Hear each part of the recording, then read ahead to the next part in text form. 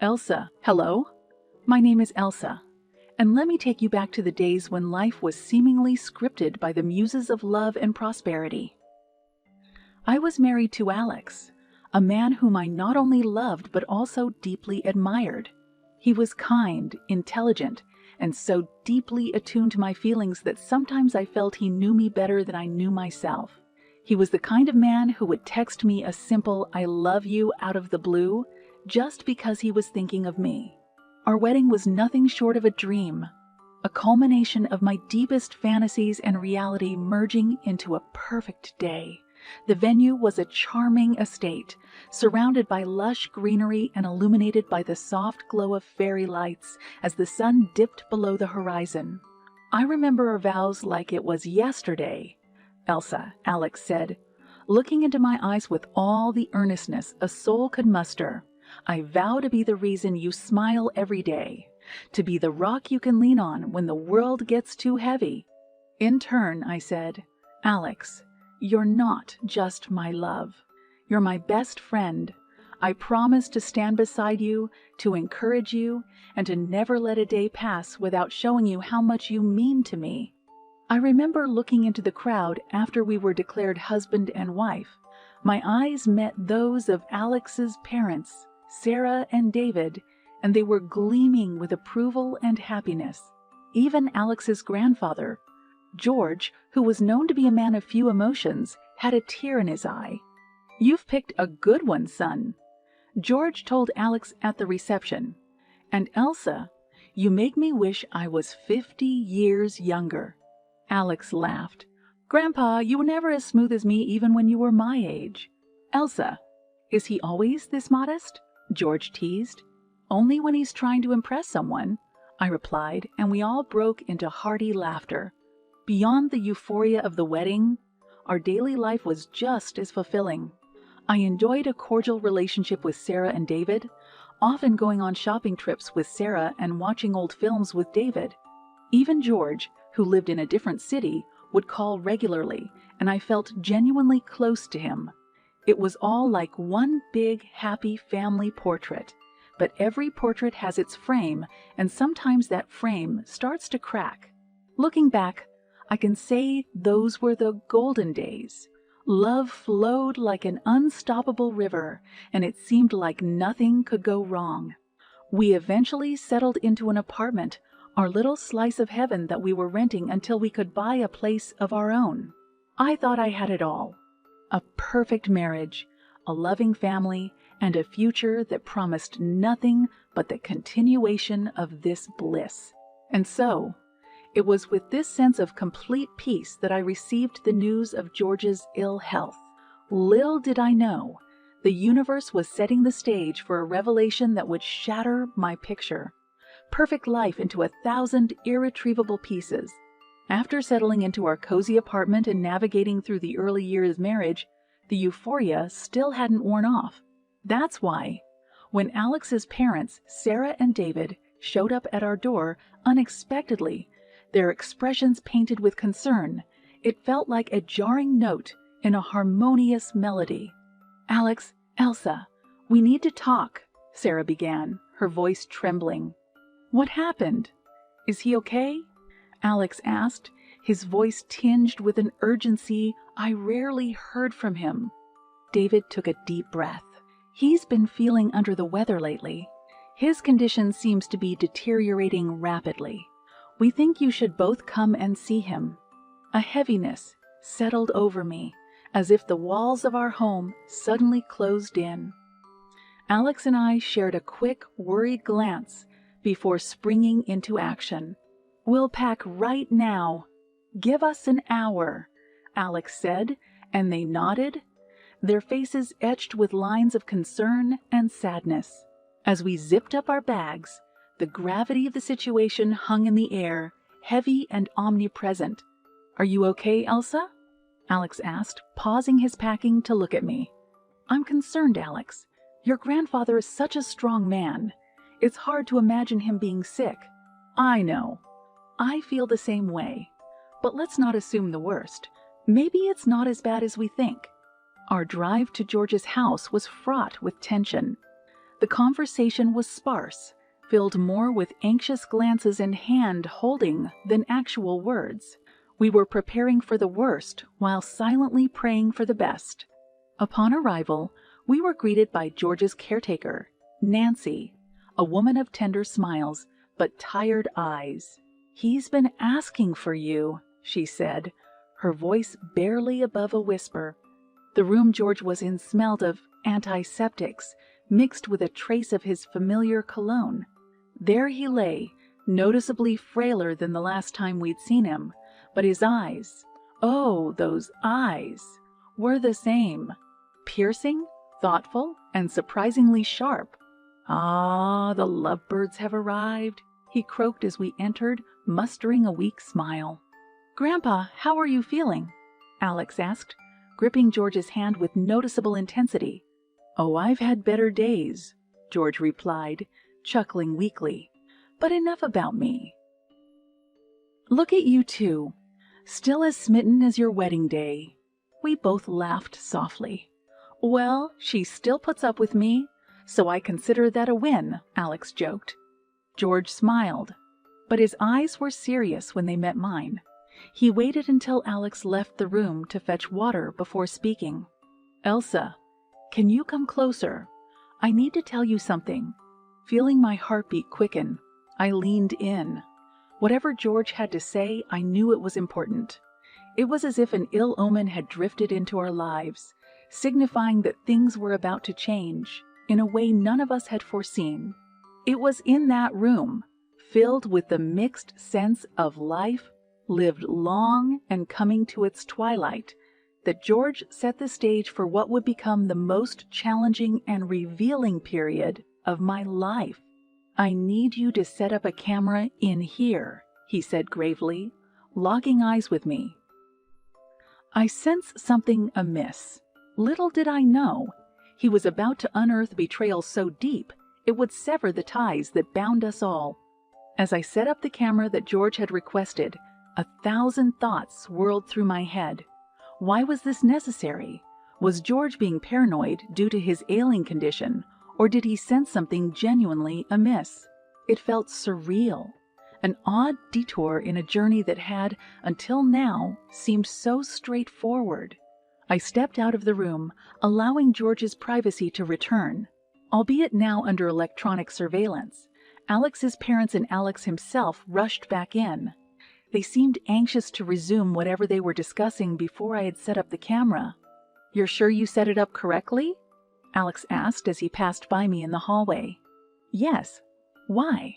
He hesitated for a moment, his eyes unreadable. "No reason. Just making sure Grandpa gets what he asked for." Minutes felt like hours. Finally, the door opened. Alex, Sarah, and David walked out, each wearing a curious expression, almost elated like a person who had just found an unclaimed treasure. George beckoned me back in. "You can turn off the camera now," he said. I did as he asked, my fingers trembling slightly as I stopped the recording. George, looking both relieved and intensely serious, spoke as I settled back into my seat beside him. "Elsa, I want you to watch the footage. You'll see everything you need to." "What's going on, Grandpa? You're starting to worry me." "Just watch. Trust me."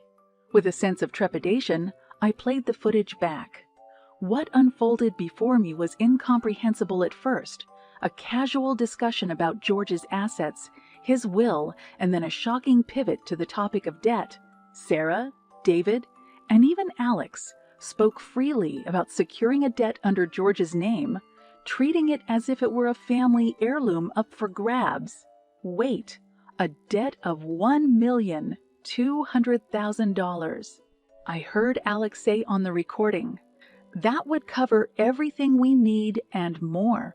"It's perfect," Sarah said. "Dad won't even know. Elsa will be with him all the time, and she won't suspect a thing." I stopped the recording, feeling as if the room were spinning.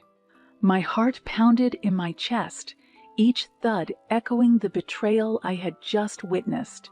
"Grandpa, did they really just do what I think they did?"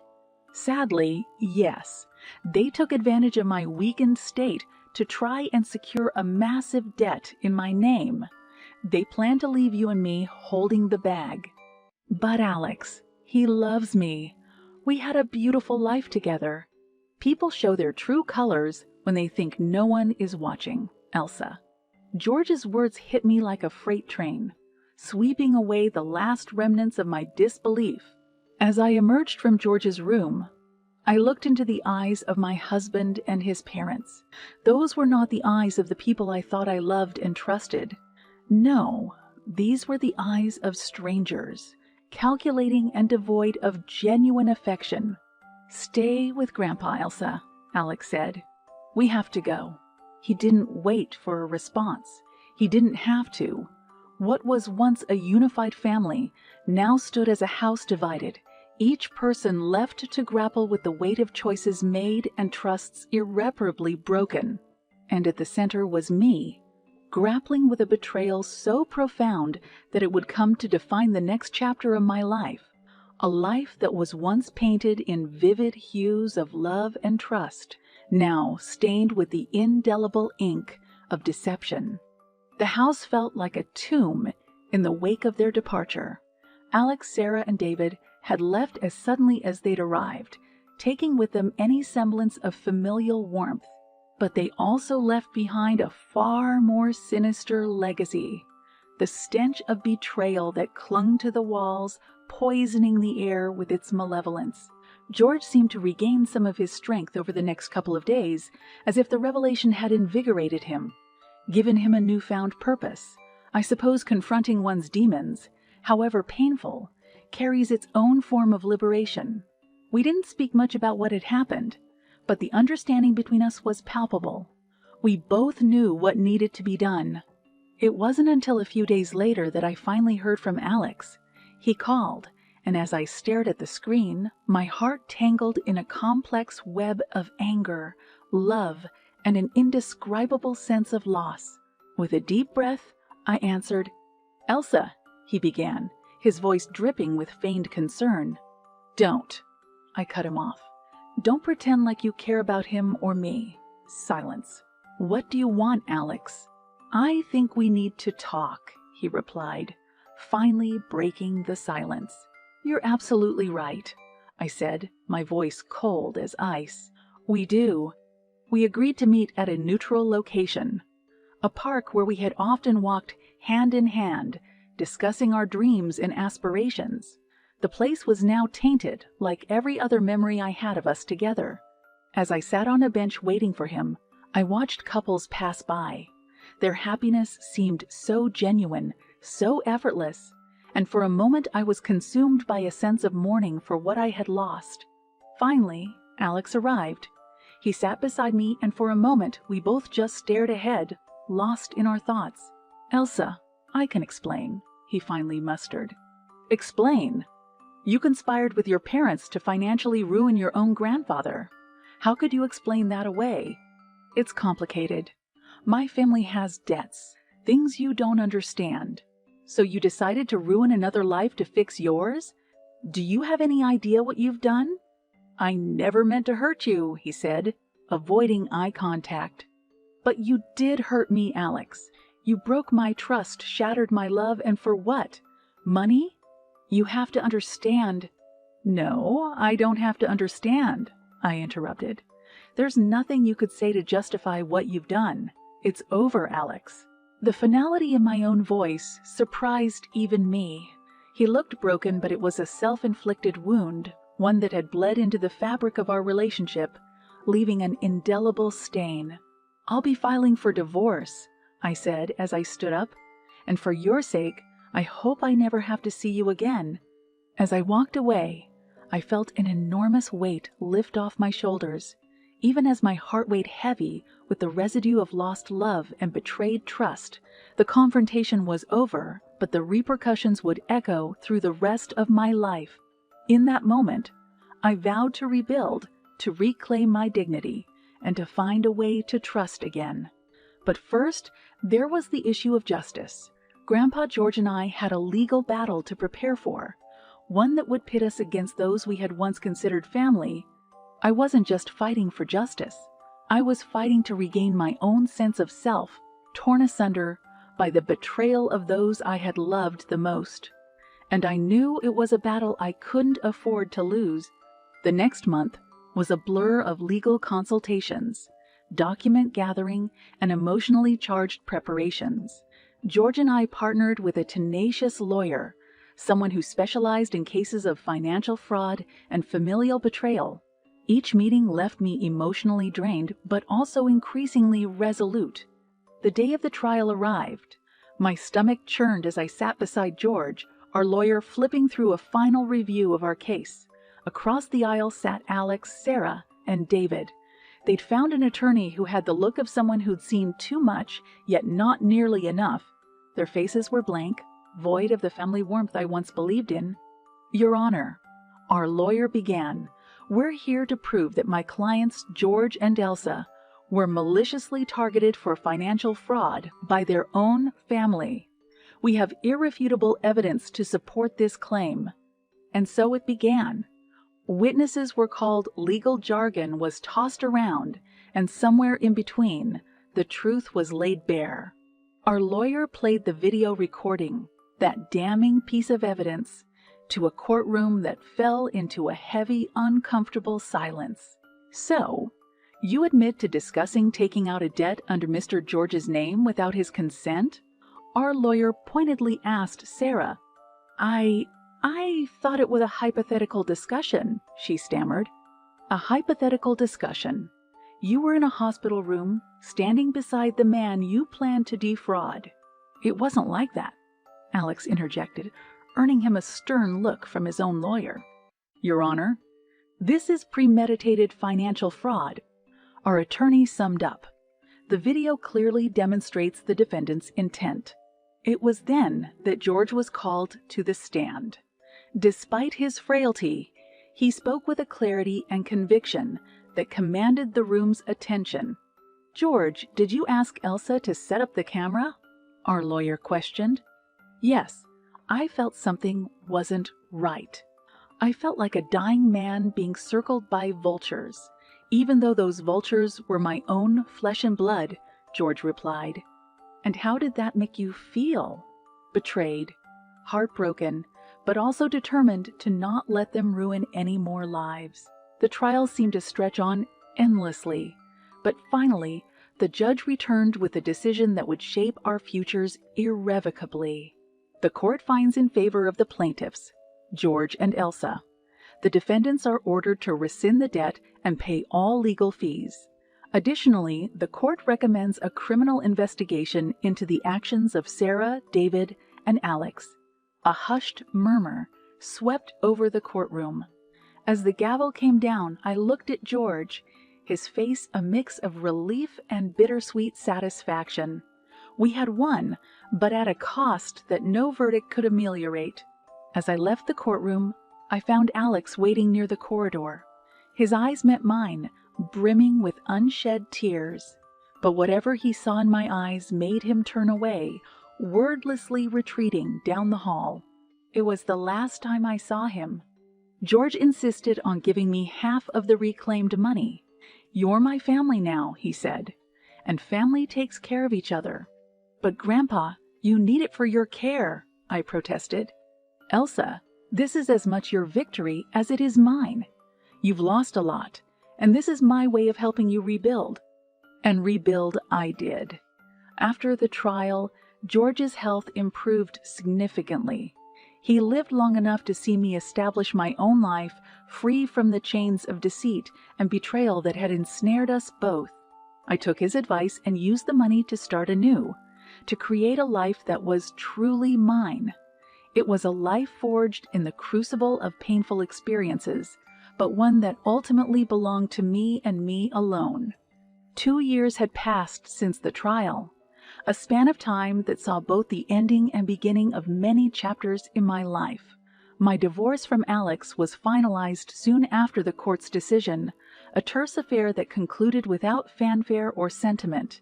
George, a stalwart presence throughout the ordeal, had passed away a year later, leaving behind a sense of peace and resolution that seemed to settle over his final days. His absence was deeply felt, but he had imparted one final gift, a handwritten letter that he asked to be read after his funeral. Sitting alone in my now cozy apartment, a space carved out with remnants of the past and new beginnings, I unfolded the well-worn paper and read George's words. My dearest Elsa, if you're reading this, it means I've moved on from this world, but I want you to know that you gave me the greatest gift possible, the gift of justice and the chance to leave this world with dignity. Use the remaining money wisely, and remember, you are stronger than you think. Love always, George. I traced my fingers over the words, each letter punctuating the immense love and respect that had come to define our relationship. It was then that I decided to use the remainder of the money George had left me to start a foundation that helped victims of financial fraud, specifically targeting vulnerable populations like the elderly. It's a wonderful idea, Elsa, said Emma, my best friend, when I discussed my plans over coffee. You're turning your painful past into a lifeline for others. That's the plan, I said. Taking a sip of my cappuccino, I've been thinking about how to make it most effective. Lawyers, counselors, financial advisors, I want a holistic approach. That's a legacy George would be proud of. I hope so, I said, pausing to glance at a nearby table where a young family sat, innocent to the complexities and potential heartbreaks of life. You know, it's strange. Despite everything, I can't bring myself to hate Alex or his parents. I just feel pity.